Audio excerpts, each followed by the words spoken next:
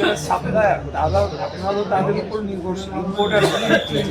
তাদের কাছ থেকেও যদি মানে এখন বা ভবিষ্যতে যে কোনো সময় যদি মনে করেন যে তারা কোনোভাবে আপনাদের জিম্মি করতেছে, যারা বড় সাপ্লায়ার বা বড় প্রডিউসার বা যারা মিল ওনার, তাইলে ওটা আমাদেরকে জানাই দেবে বা ভোক্তা অধিকার পরিষদের মাধ্যমে, অথবা